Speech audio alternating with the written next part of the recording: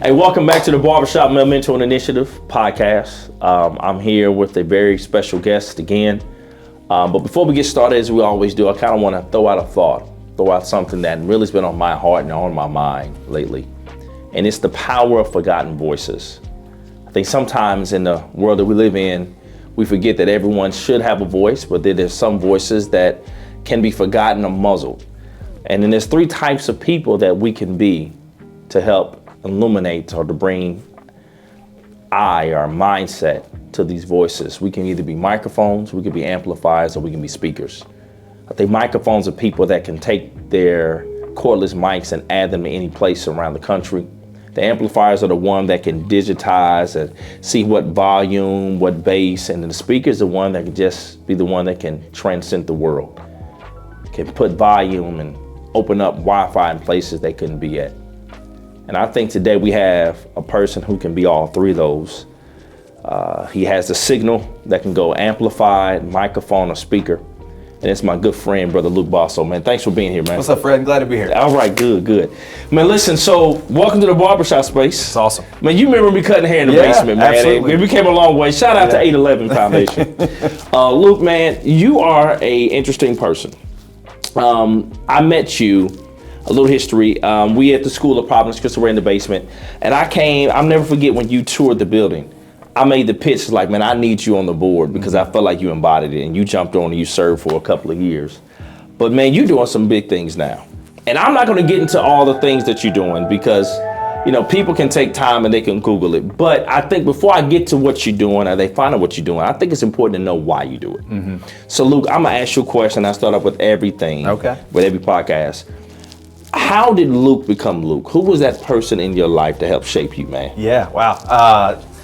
Tough question. Thanks for having me. Sure. First of all, you know, I think I've been very lucky, Fred. It hasn't just been one person, right? And I think as I was reflecting before coming here, it's been so many people that you just didn't even think of over the years. You know, when I was younger, I'm lucky I hit the parent lottery. My That's mom a blessing, and dad, brother. It is, and my mom and dad have been so helpful, especially my mom on certain things, my dad on other things, but always pushing me to do my best. You know, when I got to high school, I think we always had great coaches who would push me and do different things. What was your sport growing up? I played football, basketball, and baseball. Football and baseball in high school. But you know, one person who's still in the city that I owe a lot to is Tony Mason. You know, Tony. That's a good one. I played AAU basketball for the Indiana Black Expo team. So you had. Come on, I Luke, did. It was a lot of fun. go. We were so good. We were great. It had nothing to do with me. Everything with everybody around. But you had Tony Mason, you had Tony McGee, and then you had Reverend Charles Williams, who at the time was leading Indiana Black Expo. And I learned so much from those guys at a young age about you know, friendship, about winning, about you know, how to win, right? I mean, we could have beat every team 100-10, right? But you know, it was figuring out how to win, go do amazing things, and I get to see Tony a lot in the city now, and it's a lot of fun. And we always talk about some of the basketball days and those different things, but it was so much more. Like I remember growing up in 6th, 7th grade, I was in the basement of Black Expo doing homework because they were like, education is so important to being successful, and really seeing those type of things and having that pressure. If you didn't get good grades, you didn't play. So it was a lot of fun with them. That's good, man. So Luke, man, when people think of mentorship, they often think of mentorship as close. I had a guest on here. I think you know Mike Diltz. He talked about how family and being in the right place at the right time was helpful to him. He had a cool story about some neighbor just took him and gave him the blueprint for life. But you talk about growing up, parents, them being exposed to the Indiana Black Expo. I want to bring out and debunk a thought that often is there, that mentorship is gender specific and is ethnicity specific. Brother, you talking about the Black Expo, but you're from Indianapolis, and then you mentioned a mentor who was not of the same ethnicity. For some, they struggle with that. They struggle with finding people outside of their race, outside of their ethnicity or their backgrounds. Talk about how that happened and how that impacted you. Well, I'm going to do a full circle here. First of all, shout out Mike Diltz. They're a sponsor of IUPUI Athletics at Shield Sexton. Saying Mike's told me that same story and the impact I can have on our student athletes. But you know, Fred, it's funny. You know, you go through life in a lot of ways, and you don't realize you're being mentored till after the fact, right? Like you learn a bunch of things, but to your conversation that we think our mentors have to look like us. Dave Neff, another guest of yours, he invited me to an event with Condoleezza Rice. This is probably 15 years ago, and Condoleezza made this comment that her entire from when she was young to college, she was looking for somebody like her. Well, she had a very specific background in what she studied, and she was like, if I was looking for somebody who looked like me that had the same background, I would never find somebody. So she found a professor, helped mentor her. Which I thought at the time was really insightful, and thought about my times at doing things with the Black Expo or doing things with other groups and different things like that. But my entire life, I grew up around diverse people. So it was never a thing that I had to say, hey, my mentor has to look like me, right? Or that's powerful, man. Yeah, and it was in respect to my parents for really pushing that and saying like, hey, we're going to put you around situations that are going to get you ready for life. And, whether it was in high school going to North Central or spend that time in front of Black Expo, I never thought about it that somebody couldn't be my mentors that didn't look like me. I wanted to say, gosh, that person's really smart, or I learned a really great life lesson from that person. I want to be around them. And it's worked out really well. And, I would go back and say, I was lucky enough to work for a former judge at one of my jobs. And Judge Bonaventura from Lake County, and her chief of staff, her name was Doris Tolliver, and I was a little bit older at that point when I worked for them, but they mentored me every day because it was critical. When you're a judge, you have to think about different things. Doris is an attorney, and you had to think about things that were just different, and they really pushed me to think about things differently and understand the situation we're in, and don't rush to make a decision. And it's helped me for the past 10 years or so. Man, that's good, bro. That's good. Okay. So this is a good conversation. So let me spin it a little bit. So where you are at right now in your life, I want you to talk about how you've been able to move from multiple sectors, right? But still be the same you. And it sounds like your you is rooted and grounded in the people that have helped shape you. So I'm going to have an audience of a lot of young people up and becoming, looking for mentors and doing those things. But you've taken a lot of risks in doing some things uniquely. Kind of talk about your career journey and how that is still impacting you now. Yeah, I'm the first one to tell people that my journey is not for everyone. Okay, that's smooth. And it's I was lucky enough to be able to make some pivots to do really cool things, but. I focus a lot when I go work somewhere who my boss is going to be, right? I get people that ask me today, say, what do you look for when you hire somebody? And I say, I look for somebody who's not going to be a jerk, right? If I'm going to spend a lot of time around you, I don't want to hang out with jerks. Second, I look for people that can have conversations outside of the field we're in. So I work in sports now. If I'm going to hire somebody and all they can talk about is sports, I don't want to be around them. Because that's all we're doing every day. So I want to have a really diverse group of people working around me that can talk about anything. Mostly because they can come on your show or they can go meet somebody and you're relatable in those situations. But my first job out of college, I was lucky. I had a great boss. And he may have known it. I didn't know it at the time. He was mentoring me to do different things, right? Pushing me to try to move up in the company and do those different things. And it's a great company, but the field wasn't for me. But I wasn't leaving because of my boss. And he came to me one day and said, hey, you seem really engaged, but maybe this isn't for you. Have you thought about doing something else? In a great way, right? It was like I had the chance to get promoted or I had the chance to leave. One of the two were going to happen. And so then I did pivot and I got back into sports and it was good at the time, but it wasn't fulfilling for me. And I knew I love this city and I love this state. And that's when I made the transition to go to Develop Indy, where I worked on economic development projects for the city of Indianapolis, and I was able to work with Michael Huber, who now I work with again at IU. And I knew Michael and I both had passions about the same thing, making the city better. But through all, and it was a great time, but through all that, Fred, I was able to get introduced to a couple of other mentors. Bob Grand, who was the managing partner of Barnes and Thornburg, and Eric Holcomb, who's now our governor. And those guys welcomed me into politics and said, hey, we need young people who care about the state.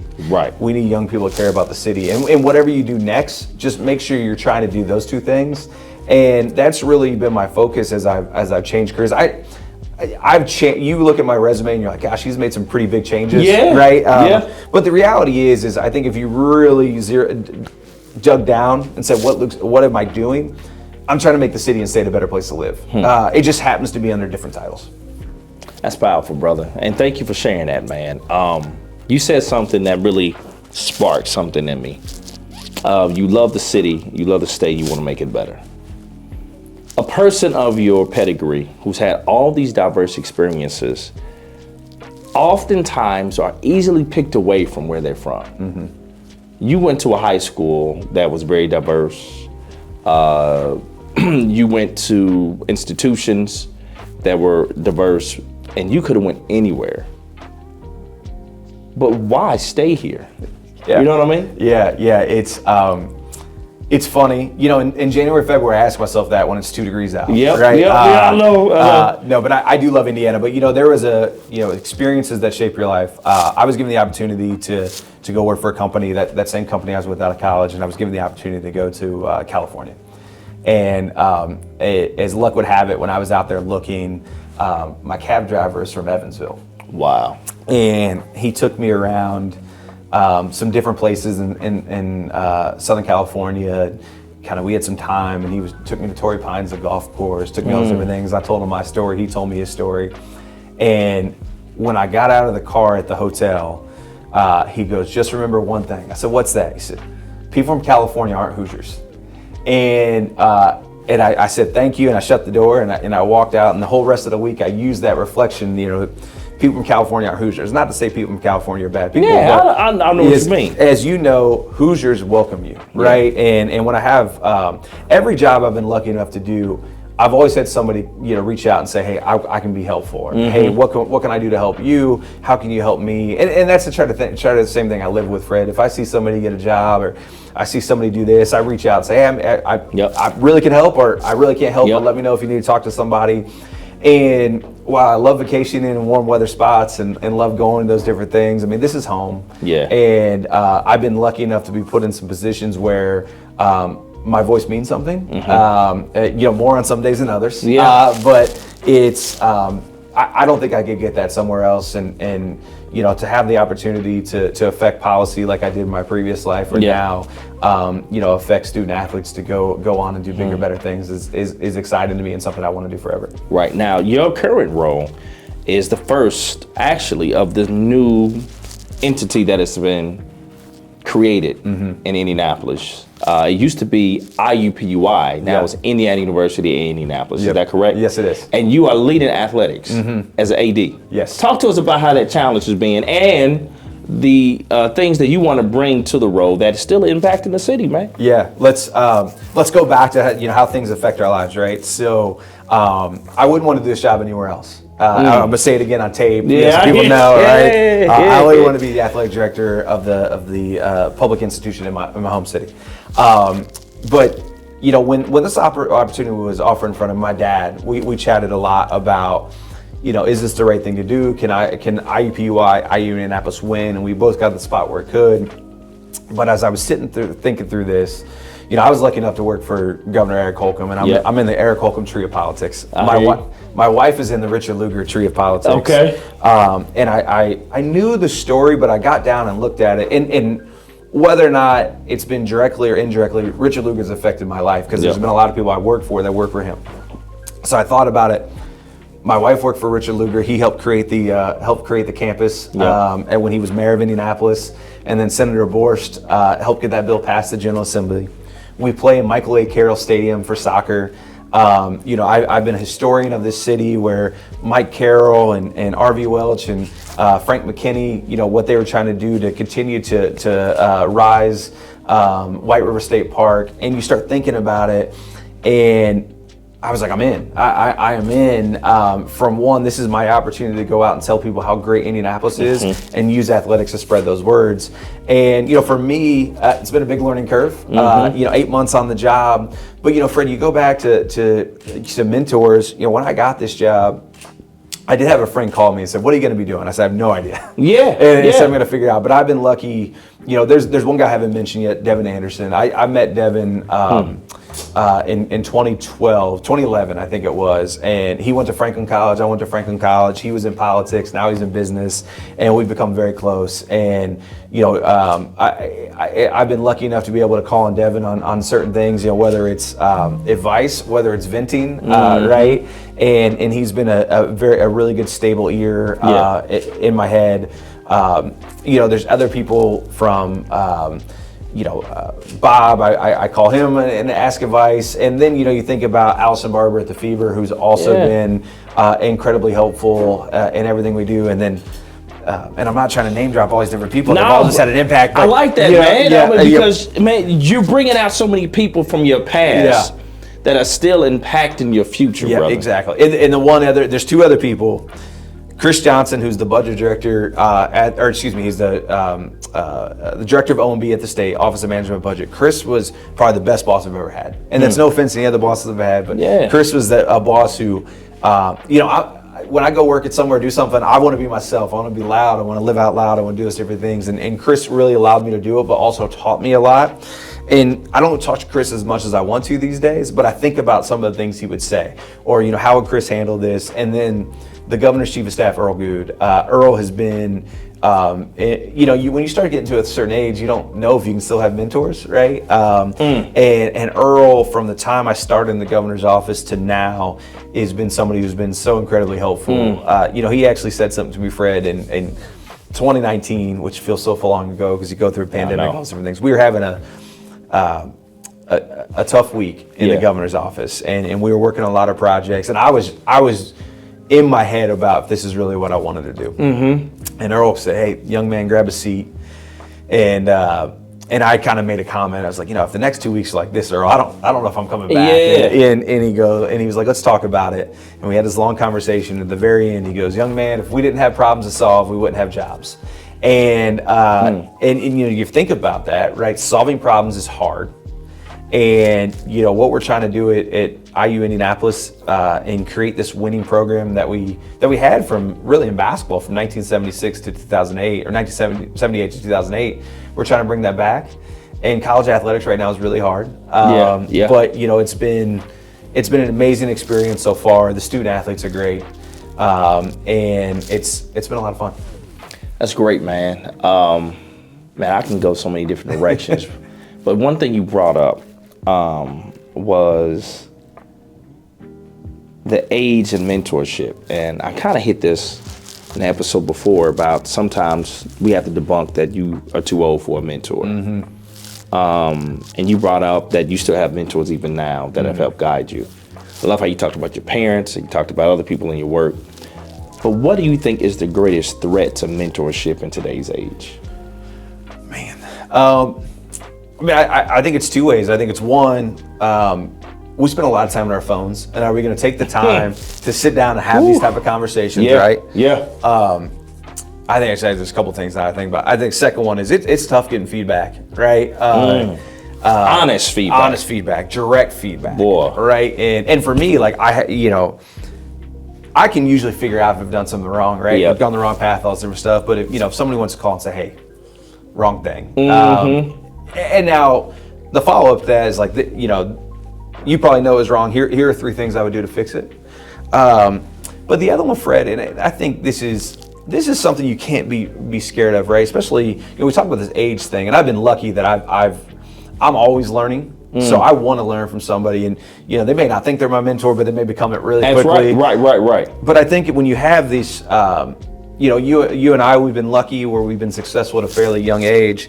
We can't be scared of the person that's going to mentor us is going to pass us, right? That's real. Yeah, that's real. And in fact, I tell people all the time, and as I've gotten older, I've shrunk my group of people I want to be around because I want to learn from my friends too. But if I can't celebrate the success of somebody in my group, or that person can't celebrate my success, are we really here to help each other? And I want to surround myself with people who we are celebrating each other's successes every day. And I think it's a tough pill to swallow, that sometimes you may mentor somebody, and next thing you know, they're the CEO of a company, or they've hit it big, or those different things. Yeah. So it's one of the things you got to have. You got to have the right mentality to help. That's powerful, man, and that's a really big thing that oftentimes can hinder the growth of people. Talking to our producer here, and we were talking about some of the challenges for mentorship, and that kind of hit on what we were talking about. Because when I think of it, there are people who will mentor you, but they don't want you past them. And that's really not true mentorship, because anything is really built on a relationship and it's a foundation. Speaking of relationships, last question I have for you. All right. Love you to dive into it. You mentioned how the Hoosier State is known for their hospitality. They known for just helping. And when you got the job, so many people call and say, hey man, whatever I got, you got, right? We know every relationship moves at the speed of trust. But in your new role and in you leveraging your prior relationships, what do you hope to leave a legacy in? Man. Well, man, that is deep there. I mean, look, I think the first and foremost of whether it's at IU Indianapolis or it's whatever I do next. I want anybody who interacts with me that says, I asked him to do something, he did it, right? I often get in the office, this week we're lucky enough to have a great CEO panel come talk to our student athletes, and somebody came and said, well, how did you get this person to do it? I said, well, whenever they call me and they ask for something, if I can do it, I go do it, right? A connection, something like that, and for me, I always want somebody to say that, Luke is a man of his word. First and foremost. I would say my legacy at the institution, I think there's a lot of things that they can, that you can go with. And I think, obviously I want to win. And winning means a lot of different things. It means on the court, in the pool, in the classroom, all those different things. But the reality is what winning means is I want our student athletes when they graduate to say, I had a great experience in the athletic department. Now it's impossible to get to 100%, right? Because so much things are shaped by playing time or, relationships, all those different things. But for me, we live in a great city. All the kids at IUPUI and IU Indianapolis get to live in a vibrant downtown. I want to make sure they're exposed to different people, exposed to different things to do in Indianapolis, and then when they leave, they really think hardly about staying here, starting a business, or going in the workforce. So that's how I really want my legacy to be, that I was you have these players coaches, right? You think about those different things, and I want people to think of me as an athletic director that's going to hold them accountable, that's going to push them to be really good. And then at the end, it's it was a lot of fun being an IU Indianapolis student athlete. Man, we're blessed to have you leading something like that in athletics, to have a well-rounded person and perspective that you can bring and add. Anything else that you want to leave with us, man, so our viewers can find? What can we do that can support you, that we can support the work you're doing? Or you're like, hey, I want to do this. What is it that you can help us out with, man? Well, first of all, thanks for having me again. This is great. Come on. We're towards the end of our season in basketball. Only have a couple of games left, but have softball playing right next to Carroll Stadium. Come out and check out a game. We have our golf outing coming up. You can find that all in IUPUIathletics.com. Follow us on social media. I do a little chat like this. We call our recovery room chats with our student athletes. It's been a lot of fun. And then in the fall and winter of next year, we need you to come to games. I mean, we need people to come out and check out games. Somebody once asked me, they said, how do we fix the workforce issue? How do you get your student athletes to stay in Indiana? I said, the number one way is have people come support them here, right? If you come to our games, support people, support those student athletes, get to know them, they're going to stick around. And I want all 268 to stay here, not because it helps the state, because they're great kids, and that's what helps the state. And I'll say, Fred, what you're doing is amazing. I'm a big fan of PCR. I think this is a big fan of yours too. And I think telling people about mentorship and encouraging people to do it. Everybody watching from K through 12 students to older, go find a mentor. Don't be afraid to ask people questions and be curious. I've said this before. You may have heard me. I used to think that I was more curious than everybody else. Turns out I'm just more nosy than everybody else. But being curious and asking a lot of questions will get you a long way in life, and you should do it. Ladies and gentlemen, thank you so much for being a part of this, bro. You killed it, man. Thanks, man. Appreciate it. Luke Bosso, great things, all things Indianapolis. And if you can take anything from this episode, you can make anything great if you're willing to put your heart and soul into it. Thank you so much for being with us. We signing out. Thanks, Fred. Peace.